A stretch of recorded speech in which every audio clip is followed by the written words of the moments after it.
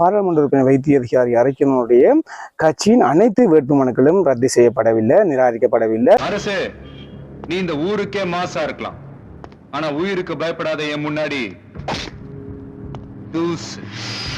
வணக்கம் மக்களே, நான் விஜயதன். உங்களை எல்லாருக்கும் தெரியும், நேற்று நாங்கள் எங்களுடைய வீடியோவில் சொல்லியிருந்தோம் கௌரவ பாராளுமன்ற உறுப்பினர் வைத்திய அதிகாரி அரைக்கனுடைய ஊசி கட்சியின், உங்களுக்கு குறிப்பாக எல்லாருக்கும் தெரியும், ஊசி கட்சியின் இந்த வருஷத்துக்குரிய, அதாவது 2025ஆம் ஆண்டுக்குரிய உள்ளூராட்சி தேர்தலுக்கான விண்ணப்ப படிவங்கள், அதாவது வேட்புமனு விண்ணப்ப படிவங்கள் அனைத்துமே நேற்று யாழ் மாவட்டத்துக்கு உட்பட்டு அனைத்து விண்ணப்ப படிவங்களும் நிராகரிக்கப்படுவதாக நாங்கள் உங்களுக்கு செய்தி வெளியிட்டிருந்தோம். உங்களுக்கு எல்லாருக்கும் தெரியும், அது சம்பந்தமான செய்தி தான் நேற்று வந்திருந்தது. அதன் அடிப்படையில் வெளியிட்டிருந்தோம்.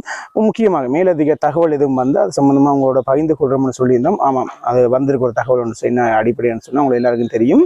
என்ன பிரச்சனைன்னு சொன்னால், கௌரவ பாராளுமன்ற உறுப்பினர் வைத்திய அதிகாரி அரைக்கனுடைய கட்சியின் அனைத்து வேட்புமனுக்களும் ரத்து செய்யப்படவில்லை, நிராகரிக்கப்படவில்லை. என்ன காரணம்னு பார்த்தீங்கன்னா, வல்வெடுத்துறை உட்பட 8 பிரதேச சபைகளுக்கு அனுமதி வழங்கப்பட்டிருக்கு. இலங்கை தேர்தல் ஆணையத்தால இதுக்கான தெளிவான விளக்கத்தை அளிச்சிருக்காங்க.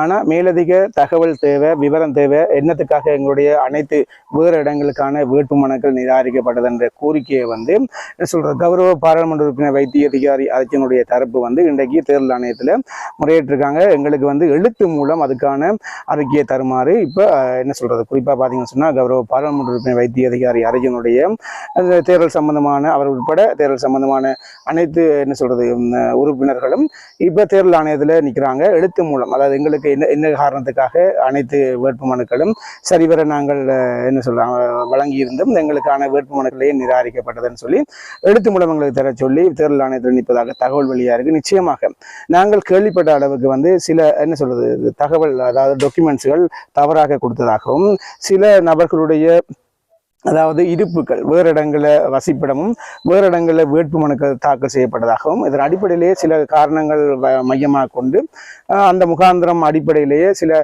வேட்புமனு தாக்கல் நிராகரிக்கப்பட்டதாக தகவல் வெளியாக இருக்கு. நிச்சயமாக தேர்தல் ஆணையத்துக்கான அதிகாரம் இருக்கு. அதனை இந்த தேர்தல் ஆணையத்தை யாருமே விமர்சிக்க முடியாது. எங்களை பொறுத்த மட்டும் ஒரு தகவல் வருது, அந்த தகவலை ஆராய்ஞ்சு உங்களுக்கு தருவதான் எங்களுடைய கடமை. இன்னொரு வீடு சந்திக்கும் வரை.